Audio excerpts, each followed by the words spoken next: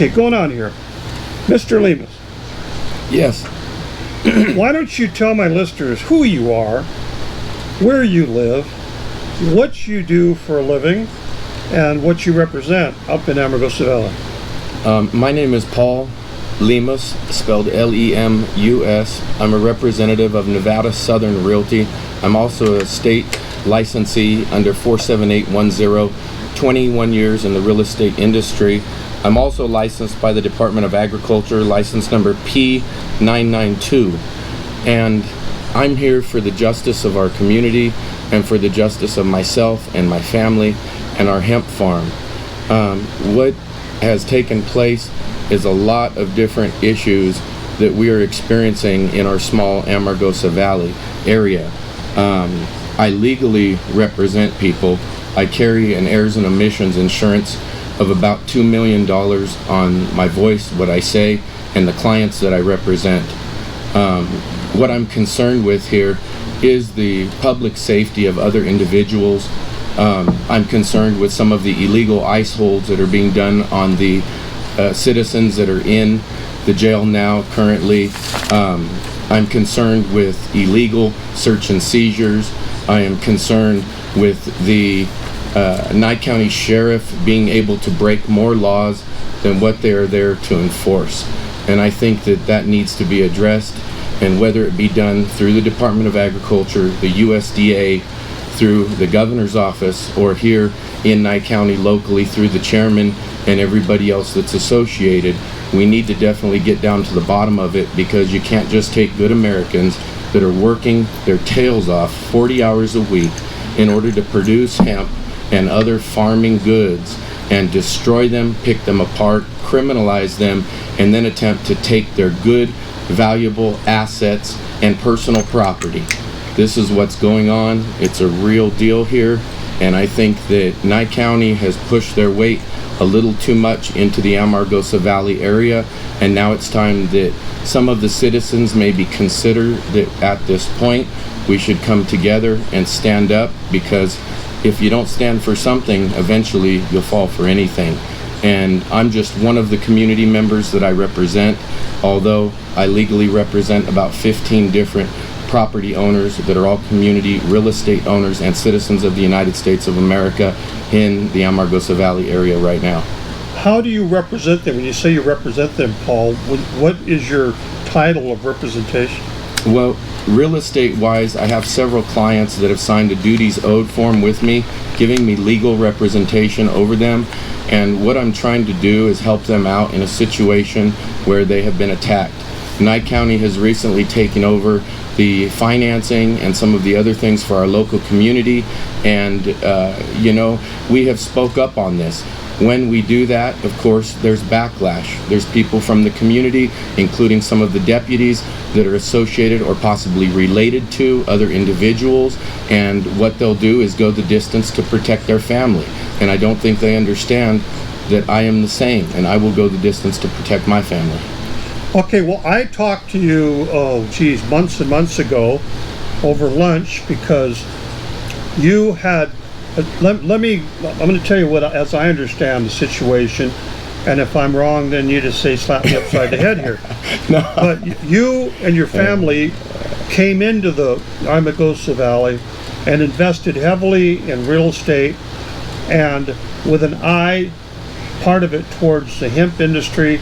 I haven't heard you say the cannabis industry, which is a whole different ball game in a sense. I mean, even though it's the same plant in a sense, it's two different industries. One is the hemp, and then the other is the marijuana, whether it be for medical or for recreational use.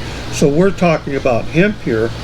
And in our conversation, and I talked to you about this, like I said, over lunch, you were being harassed back then by various people, I don't know if you want to call it the good old boys or what have you, in and around Amargosa Valley that seemed to have a lot of influence up there.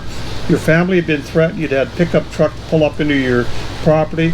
Then you had a well situation at your property that there was an adjacent RV park, I believe, and you were having trouble gaining access to your well. I believe you had a share of the well. Yes. And you had that issue.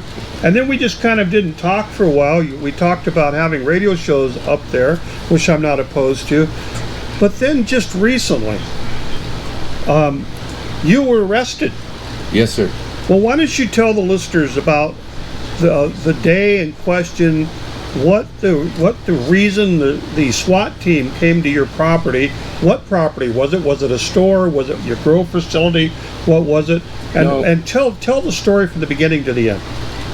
This is a fuel station that we have invested in Amargosa Valley.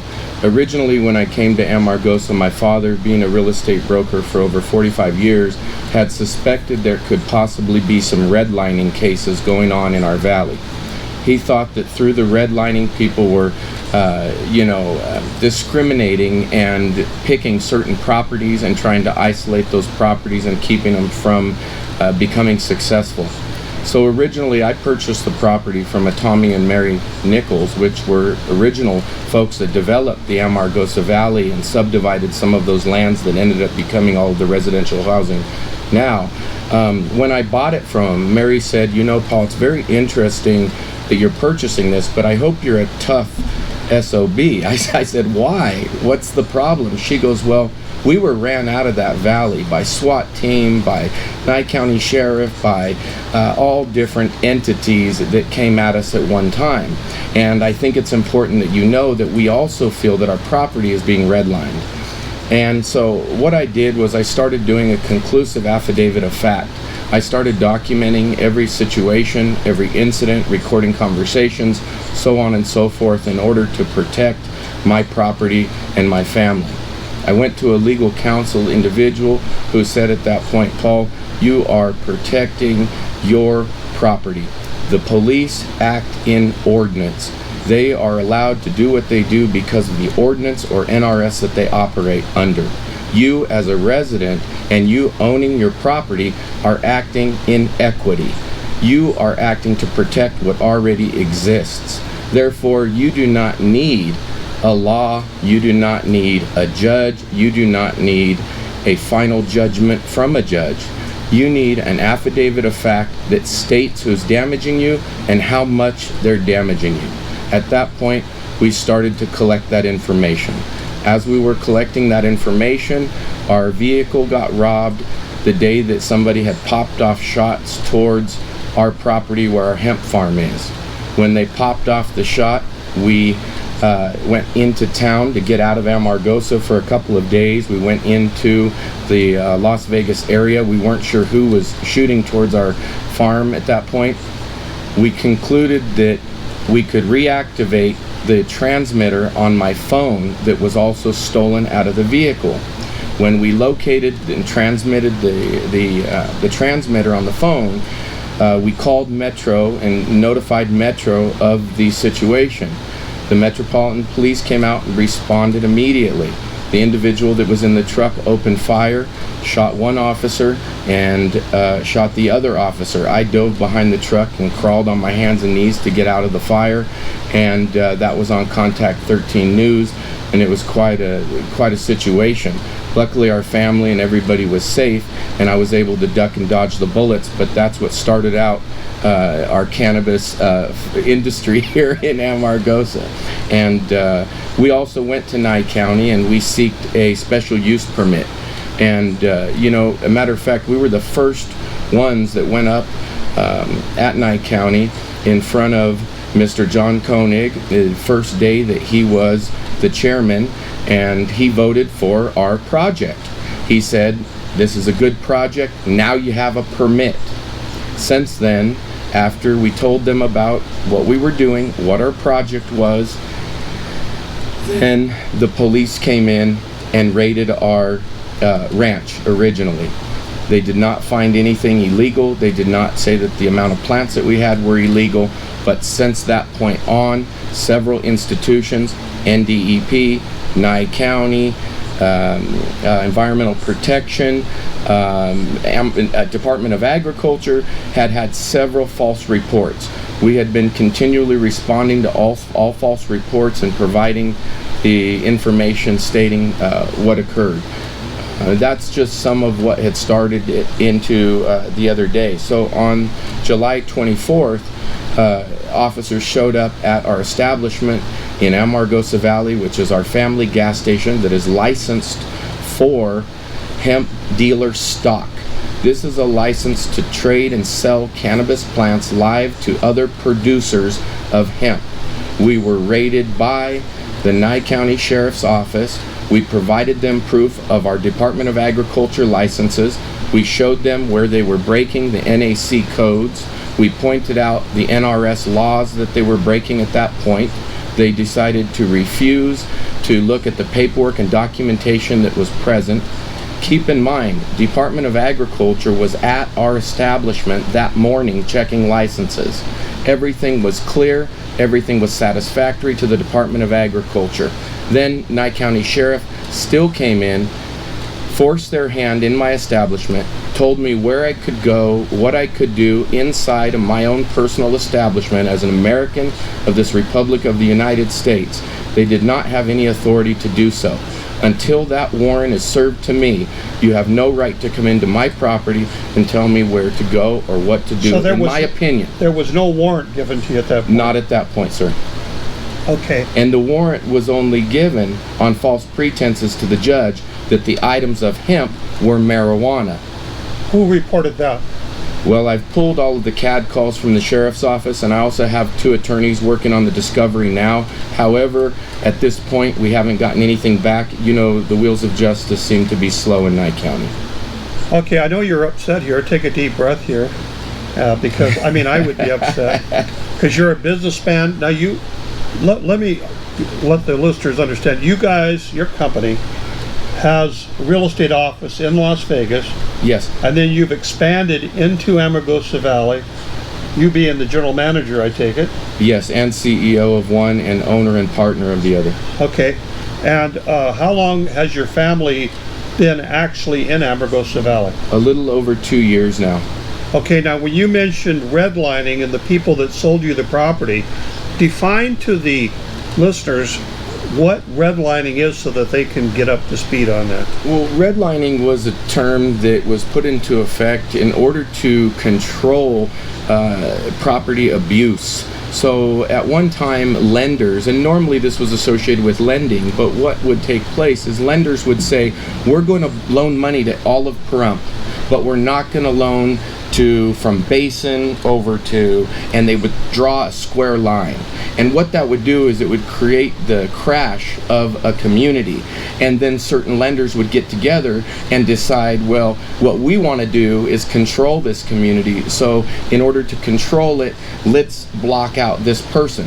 Well, later on, redlining became not only drawing a line around a community, but also drawing a line around one single property and saying things like, hey, let's not give this guy water. Let's try to shut his business down. And in return, it was a way that they could purchase properties cheap and stimulate the market for themselves. But in the long run, what it would do is it would destroy the market for a community. Okay, now also redlining seems to be associated with minority races in the United States. I know that that's been an issue in California. And you, Paul, you're Hispanic, correct? Yeah, I'm the Hispanic that is born and raised here. I'm a proud American, but I'm also proud of my heritage. And, I'm the one they look at. They walk into my store and they say, can I get some M&Ms? And I look at them for a second. They go, can I get some M&Ms? And they talk louder, like, oh, talking louder, now I'm going to understand what you're saying. And then when I start speaking and they realize I speak English, they go, oh, he's one of us. So do you think there's a them and us mentality and practice in Amargosa Valley? Well, I have been told by several town board members and other individuals exactly that, yes. That, I at one point at one of the town board meetings said, I would like to be at these meetings being judged by 50 or 75% of the actual community members of Amargosa, which is the Hispanics and Latinos that make our world go round over there. That's who I'd like to be judged by, not judged or approved on a project by 2 or 3 town board members who have possibly already created a quorum from the beginning. I just didn't feel that it was fair. I mentioned that at one of the meetings, and when I mentioned that, the chairman at that time, who has now passed on, had mentioned back to me that, so what are you saying? We're racist? Well, that was his comment back. No, I didn't say you were racist. All I said was that I wish that I was actually judged by the community members and not by the quorum that's already been put together. Wow. Well, okay. So, we have problems in Nye County. Now, I'm not going to judge what you're saying, Paul, because I'm not a witness to the facts. I'm having you present the case to the public here. Thank you. No, because as a radio show host, I'm neutral on this. I haven't, and I want to make that clear that I'm not attacking the Nye County Sheriff Department or the judges that signed or anything. I'm not either. Let's get this straight. I'm not either. I understand 100% that they have a job to do. The last thing I want to do is get in the way of some individuals who have a job to do. Right. But at the same time, if you are not qualified in order to, okay, let's just say, for instance, hold evidence. Let's say conduct a proper investigation. If at one point you are not able to do that, then stand down, sir, and allow the licensed Nevada agent who does know what needs to happen. I can preserve the evidence better than the Nye County deputies that came out to our establishment can. Okay, I want to get into that deeper. Okay, I'm just going to call it the raid on your establishment out there. You had deputies show up at your establishment. Yes. Claiming that they had the belief that you were dealing in marijuana at that facility there. You presented to them the licensing material that, no, I'm a hemp grower. Yes. And they refused to take the evidence that you presented to them. If I'm wrong here, let me get this straight. At some point, you were put under arrest. Yes. By a Nye County, yes. Was it a sergeant? Was it a lieutenant? Was it who? It was a deputy. A deputy, a new Nye County deputy. Were there other deputies with this deputy? Oh, there was about 8 total officers there at the time when they came into our establishment. We were filled with customers. When they originally walked in, we probably had 6 or 7 customers in and out throughout the building during the whole time. We were trying to keep it professional and keep everybody safe and in a good situation. We had people already in line with children. We had a nice Asian couple there from China that was visiting, and they left a little bit stirred up and scared. But, we tried to keep it under control. I tried to move them through the line at the register as fast as I could and get them out on their way safely. I mean, I didn't know what these guys were going to do. The last incidents that the police were brought in, there were bullets ringing over our head and we were climbing across the ground. I didn't know what was going to happen at this point. Okay, so but what I do know is that what I did was I opened the back refrigerator door. The refrigerator is where the plants were held at. And the plants were in 55-gallon barrel drums. So the only way the plants could leave alive, which was the only way to actually preserve the evidence, is to open the back door. Okay, hold your thought there, Paul. I have to take a break and we'll be right back. This is Dwight Lilly with the Dwight Lilly Show. All statements heard on this station are that of the program hosts, co-hosts, guests, and callers alone, and are not necessarily those of this station or its affiliates. All programs heard on KPFF are copyright 2018 parochial. I'm always saying when you're ready. I'm trying to give you Okay. when you get time. Yeah, I wanted that. This is KPFF, Rump's Community Voice. You're listening to the best voice in the valley, Dwight Lilly. Okay, Dwight Lilly back here for the second half hour. Paul Lemus is my guest from Amargosa Valley. Now, to get clear here, is it a gas station and a convenience store? This is Guadalupe's Energy, Fuel, and Farms. We do fuel, we do farms, and we're going to provide Tesla energy chargers and for electric vehicles. We've already contracted with Tesla and we've got 7 charging stations on the way out now.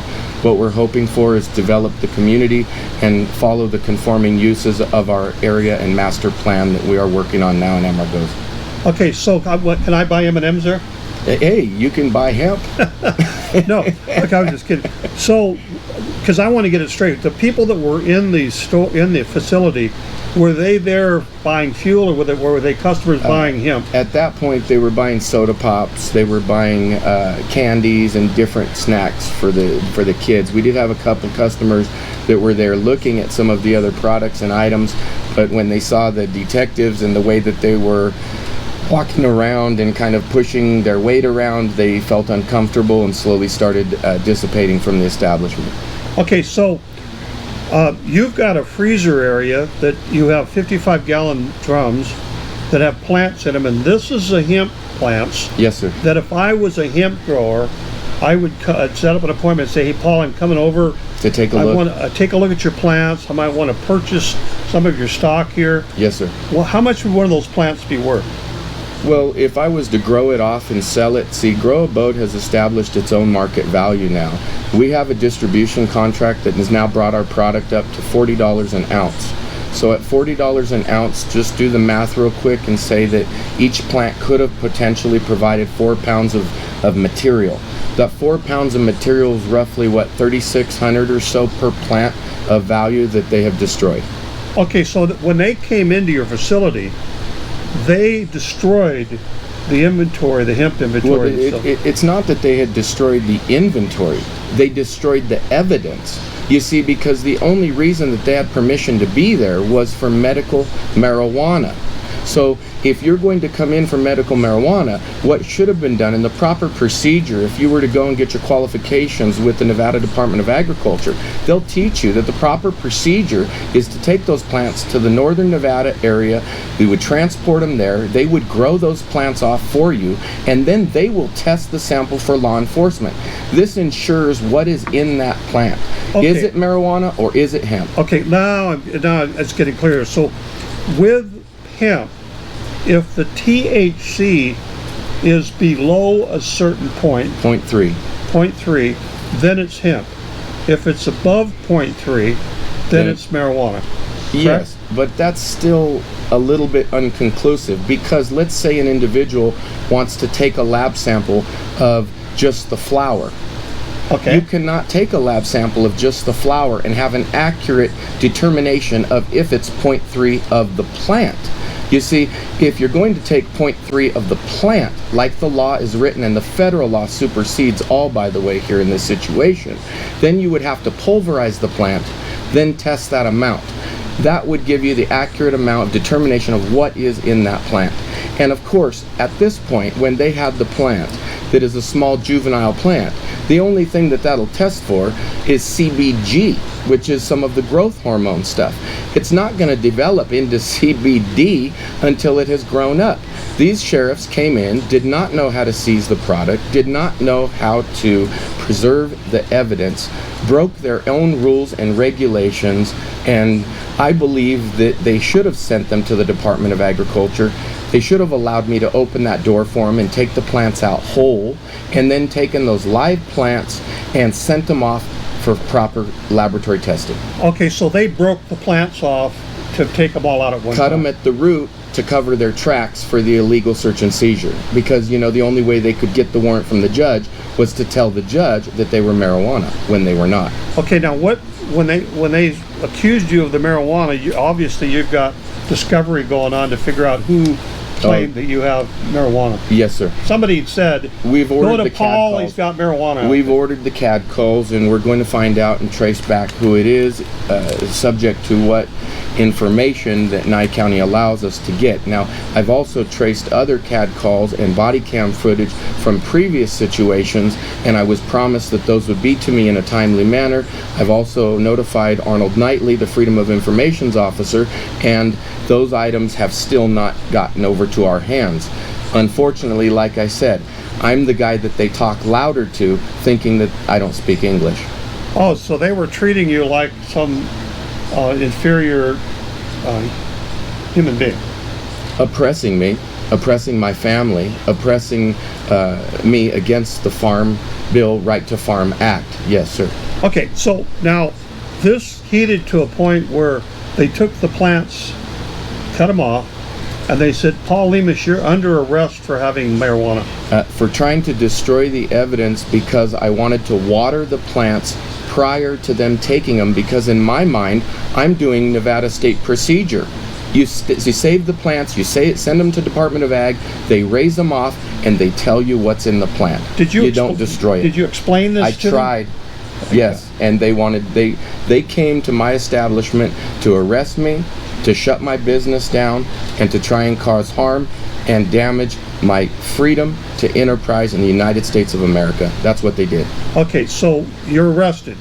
You get taken down to the Nye County Detention Center and booked. Is that correct?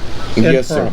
Yes, sir. Other than two of my personal property items, my driver's license that they took on camera at my establishment, and my box cutter that was also on the body cam footage of Mr. George Worley. Those two items didn't make it to property or to evidence, and supposedly they were lost at the jail. I'm still a little bit concerned about my box cutter, because I don't want it to be planted on some body later on or something. I mean, who knows how far these guys will go if they're going to lie to your face, steal your property, illegally enter your property, and then try to oppress you. What's next? Okay, did you have witnesses of all these events taking place? Yes, sir. I had 2 witnesses at my establishment, and everything was on camera as well. Okay, so everything's on camera. Everything that you're stating to the listeners will be backed up by your witnesses at that facility. So now I hope so. I hope they stand behind me. Everybody's a little shook up in the town over this. Now, you buy me coffee, I do lots of... No, just kidding. So we're at the jail, and this is another item that concerned me, because I've been hearing from people that they've had problems with diabetes medicine down at the jail. This is over a course of years. People have not been treated properly with medicines they're supposed to be taken, with whether their health situation. I believe we've had some deaths in the Nye County jail. And again, I'm just a radio show host, listening to stories and trying to get this out to the public for them to make up a decision in their minds what they believe happened and what is right and what's wrong. So the facility itself, though, this concerns me, of statements that you made about the condition in the cell that you were placed in. So why don't you tell the listeners the booking process, what they did you from the point they put you in the sheriff's deputy's car, I guess it was, to the facility. Were you hog-tied? Were you... I'm a family farmer, you know, and I work hard out there in the heat, and we get beaten to heck in Amargosa with that heat in that valley, and with those flies biting us. It's tough. So we stay out there into the field, and we work our tails off. What they did to me was they took me out to the truck, and they said, well, you know, let's go ahead and transport you comfortably. So at that point, they used a leather belt similar to a Hannibal Lecter style belt. They attached my hands to it, and I'm sitting here thinking, wow, all for farming hemp. So that was how it started out, and then we transported on the way over to Nye County. Okay, let's stop right there. We got a caller, Paul, calling in. Are you there, caller? Yeah, I'm here. Okay, go ahead. You're here with Dwight Lilly and Paul Lemus, my guest. Okay, well, this is Dwight Hunter in Oregon. Hey, how are you? What's up, Dwight? Oh. Are you listening to the show on the internet? No, I haven't been listening on there. I just thought I'd call in and see how things are going. But today it's cold up here. Well, it was about 110 degrees today here. But Dwight, I've got a guest on that's talking about a serious situation that happened up in Amargosa Valley. Really? Yeah, so if you can, when are you going to be back down here? Oh, it's going to be another week or so before we get back. I just thought I'd give you a call and let you know I'm still alive up here in the cold country. Well, I'll have you report on it when you get back. Okay, that's a deal. We'll see. Good to hear from you. That's the other Dwight that I've had on my radio show at time. The call-in number is 775-751-2579. Dwight tried calling in on Friday's show too, but I wouldn't take any calls. Anyway, okay, now you're at the jail facility, Paul, so go ahead. So I get to the jail facility. They put me into the first room that is the holding room there.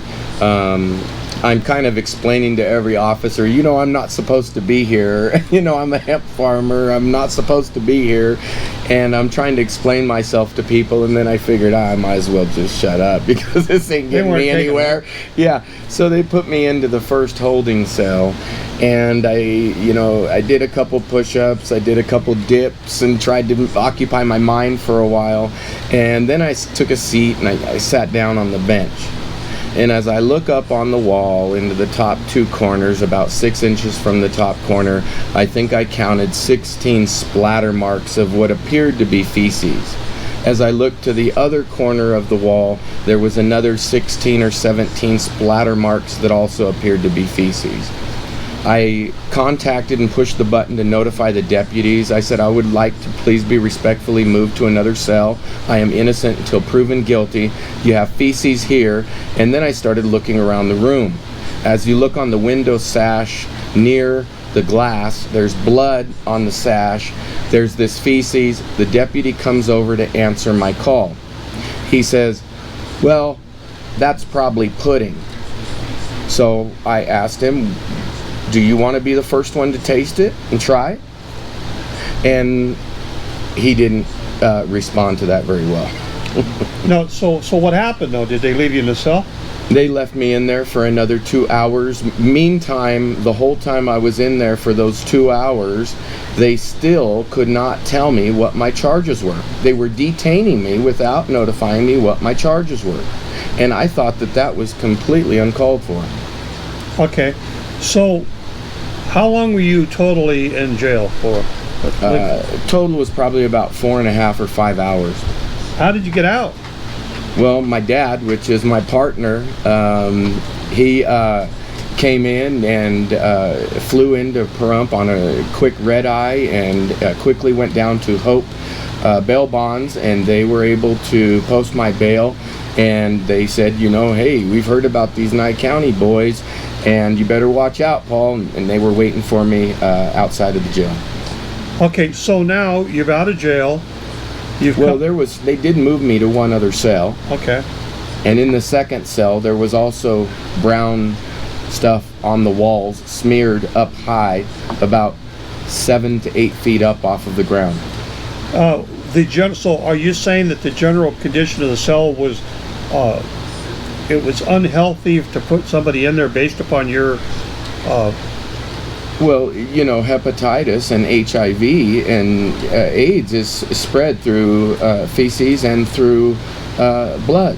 So yeah, I'm very concerned with it, and I'm concerned with anybody else that has to go through that. I think that there are some human rights that are being violated along with civil rights associated. Okay, now as far as the demeanor of the personnel working there at the detention center, were you treated respectfully by them individually? Did they treat you in a professional manner as a jailer would a citizen that's been charged, but as you said, innocent until proven guilty? No, they did not treat me fair as far as innocent until proven guilty is concerned, because I was already in there for something that I shouldn't have been in there for. They're detaining authorized personnel. I believe that I am an authorized personnel as an agent of the state of Nevada, and also a licensee from the Department of Agriculture that knows the difference of a way to preserve the evidence. If they didn't know how, I believe that at one point they should have said, well, stand down, Mr. Lemus, can you help us preserve it? I mean, because I operate under complete transparency. I operate with the pretense as a real estate agent over 22 years now. I've worked hard in this community, and what I've tried to accomplish is bringing hemp and our cultivation into a community that had a little bit of a hard time with its economy at that point. And when we brought that in, we were hoping that it would help, that we would provide jobs, which is what we were starting to do. We were hiring people that were the town managers. We're working there now as employees. We were bringing in new people. We were making a lot of money for taxes on fueling and filling our fuel service stuff up. We were really successful, and we were on a positive note, and then Nye County came in and pushed their weight rather than working with the community. You know, first of all, I believe that pre-litigation is a huge important part of our court system. In other words, when those officers or deputies showed up at my establishment, they should have taken the initiative to diligently look through the proper paperwork, see that we were licensed, save Nye County the potential $50,000 civil lawsuit that now they're facing, and a lot of other problems that could have arose. What if one of those officers thought one of my employees was pulling a gun? What if one of those officers pulled their gun when there were those children and that couple here from China? What could that have created in America for all of us to have to deal with? What I'm saying is these officers that are willing steel out there, they need to be doing it with diligent behaviors, and the pre-litigation was not there. They did not come in and say, Mr. Lemus, we're concerned with this, let's give you an opportunity to speak on this. They came in, they had one thought in mind, which was, you're going to jail and we're taking your plants and we're seizing your property. Well, sorry to tell you, this is America. Okay, so let me back up just a second here, Paul, on this. So, because the jail personnel were not them, because there's two different groups of people here. The Correct. jail itself. Correct. I want to make sure that the listeners understand that there's a difference between the officers at the jail and the ones that arrested you. The arresting officers turned you over to the booking jail officers, and then Yes. there was jail personnel in there.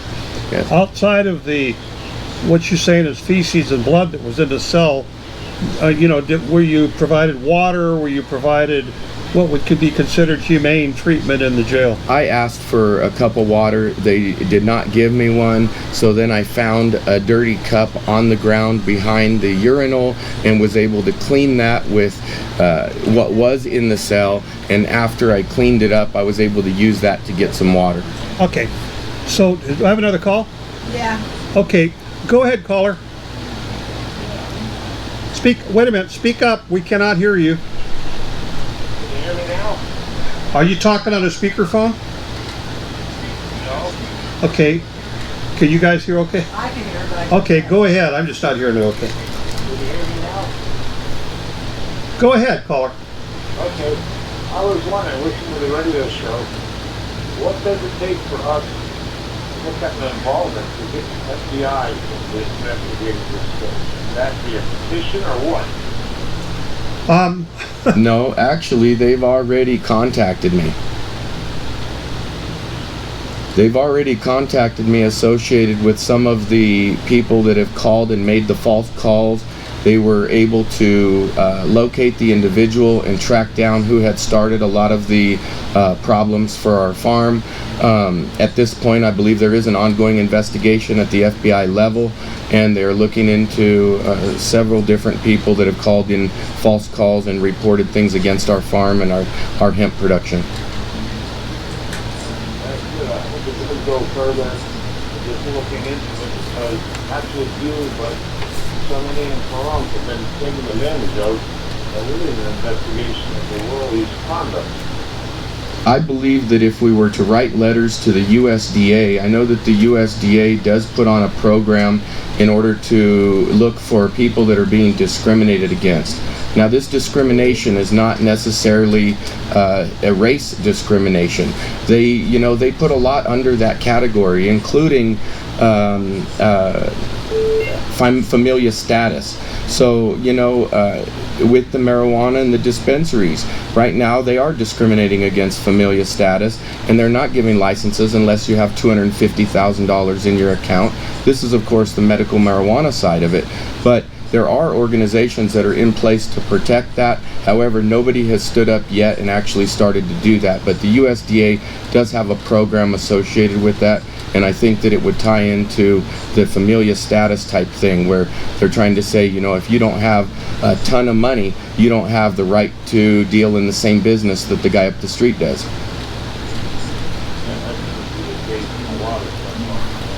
So I wish you good luck, man. Well, Don't like anything now.